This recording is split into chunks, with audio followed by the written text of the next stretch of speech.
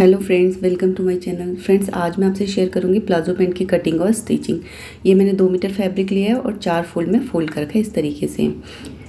बंद साइड मैंने अपनी साइड करा है, खुले साइड दूसरे साइड करा है। ये हम नीचे की बॉटम की साइड से 2 इंच का मार्जिन ले लेते हैं इस तरीके से। ये बॉटम की साइड का है, ये हमने 2 इंच का मार्जिन लिया। अब हम इसे स्केल से मिला लेते हैं। यहाँ से हम अपनी लेंथ लेते हैं प्लाजो की। मेरी 36 है, इसलिए मैं 36 लूँगी। आपकी जितनी होगी आप उतना लेना, 37 या 35। अब दूसरी साइड भी हम 36 पे एक मार्क कर देते हैं इस तरीके से। अब इसको स्केल की सहायता से मिला लेते हैं। ये हमने मिला लिया।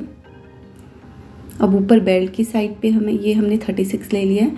अब ऊपर बेल्ट की साइड हमें 2.5 इंच लेना होता है। ये हमारा जहाँ पे इलास्टिक डलेगी कमर की, ये उसका मार्जिन है। ये हमें 2.5 इंच लेना है। आप अपने इलास्टिक के अकॉर्डिंग लेना। अगर 1 इंच की इलास्टिक है तो आप 2 इंच लेना। अगर 1.25 इंच की इलास्टिक है तो आप 2.5 इंच लेना। ये हमने ऊपर की साइड 2.5 इंच मार्जिन लिया है। यहाँ से हम 2 इंच पे निशान लगाएंगे बंद साइड से इस तरीके से नीचे तक निशान लगाएंगे और इन निशानों को हम मिला लेते हैं। इस तरीके से हमने ये निशान मिला लिए।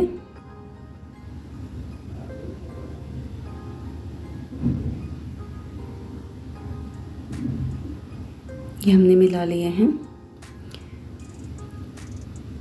अब हमने यहाँ से हमें हिप साइज़ का मार्क लगाना है। हिप हमारी 40 है। 40 में हम 4 प्लस करेंगे तो 44 इंच आता है। 44 इंच को हम 4 से डिवाइड करेंगे तो 11 इंच आएगा। 11 इंच पे एक निशान लगाएंगे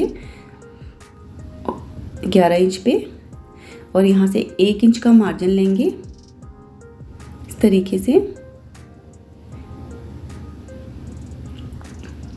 यहाँ से हम हिप का चौथा भाग लेंगे। हिप जैसे हमारी 40 इंच है तो हम 10 इंच लेंगे, और 10 इंच में हमें 2.5 इंच प्लस करना है तो हम 2.5 इंच प्लस करके 12.5 पे निशान लगाएंगे। उधर से भी 12.5 मार्क करके अब इसको मिला लेते हैं। यहाँ से भी हमने 12.5 पे निशान लगाया है, 2.5 इंच हमने प्लस किया है इसमें इस तरीके से। अब हम दोनों को मिला लेते हैं। ये 40 साइज हिप का प्लाजो है। यहाँ से हम 2.5 इंच लेंगे क्रॉस लाइन के लिए। इस तरीके से हमने 2.5 इंच पे निशान लगाया है जिसमें हमारी क्रॉस लाइन आएगी। यहाँ से हमने आधे इंच पे मार्क किया है और यहाँ पे क्रॉस लाइन डाल देते हैं, जिसको आसन लाइन भी बोलते हैं।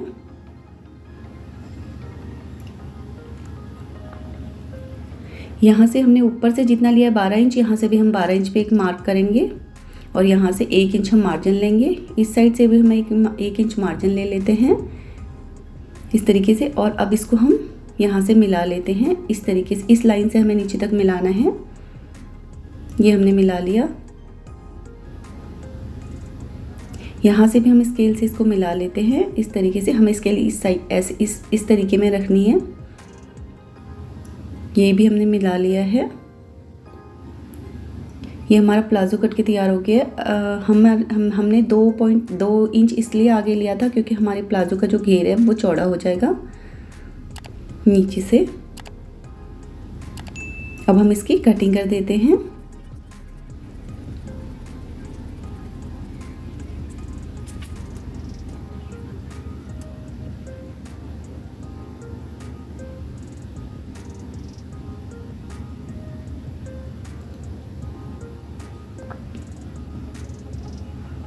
हमें अच्छे से कटिंग करनी है, कपड़ा हमारा खिसके ना, इसलिए कपड़े को पकड़ के अच्छे से कट करना है। ये हमारा प्लाजो कट के तैयार हो गया है इस तरीके से। अब हम इसकी स्टिचिंग करते हैं। पहले हम इसकी इलास्टिक निकाल लेते हैं। इलास्टिक जो कमर है इलास्टिक की वो जो 39 है, 39 हम 3 इंच माइनस करेंगे तो 36 आएगा। तो 36 इंच का हम इलास्टिक लेंगे। ये हमने 36 इंच का इलास्टिक लिया है और अब इसको कट कर देते हैं। ये हमने 36 इंच का इलास्टिक ले लिया इस तरीके से। अब हम इसको स्टिच करते हैं।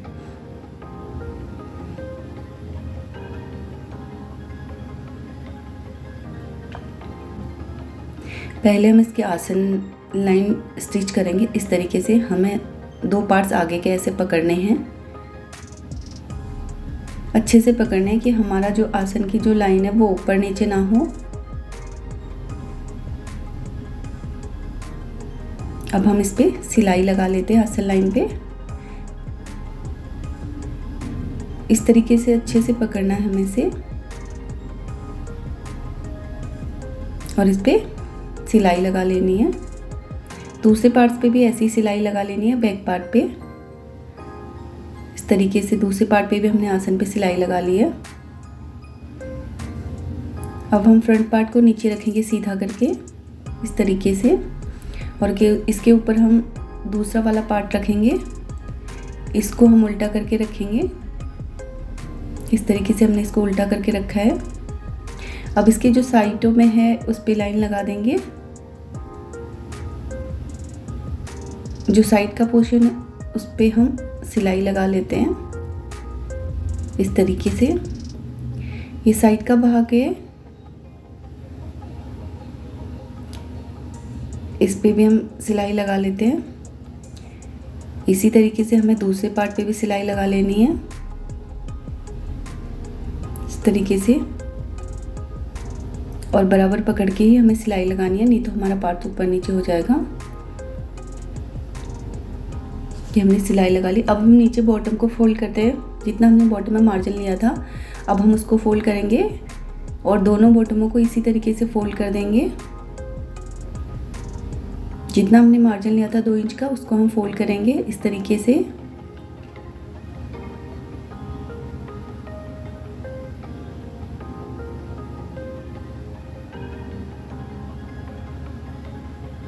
इसी तरीके से हम दूसरे बॉटम को भी फोल्ड कर देते हैं।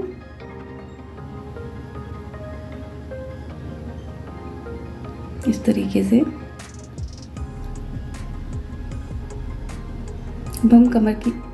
अब हम पहले सेंटर वाली लाइन को स्टिच करते हैं। हमने आसन पे एक पिन लगा दी है कि हमारा आसन ऊपर नीचे ना हो। इस तरीके से हमने सेंटर की लाइन को भी स्टिच कर लिया है।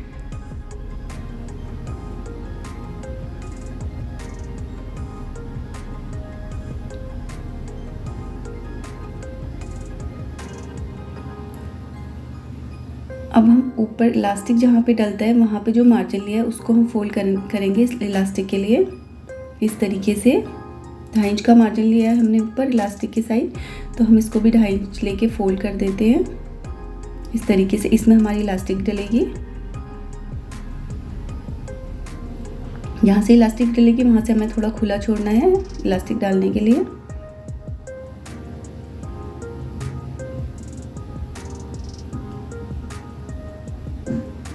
यहाँ से हम इलास्टिक डालेंगे। इलास्टिक हमें अच्छे से डालना है कि इलास्टिक हमारा उल्टा ना हो। इस तरीके से इलास्टिक अगर हमारा फोल्ड हो गया तो फिर वो सीधा नहीं होता।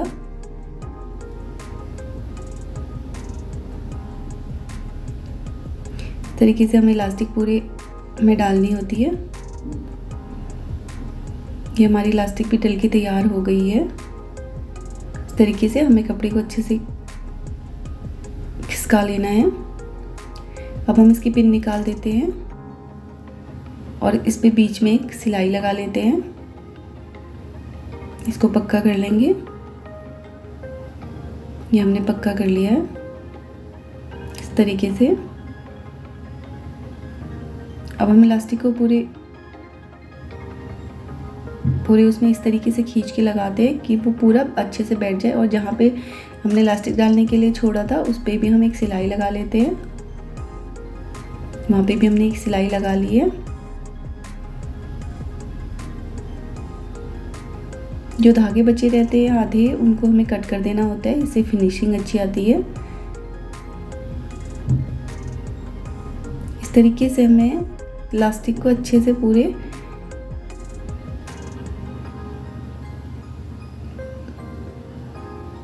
ऐसे खिसका के इसको अच्छे से कर लेना है इस तरीके से।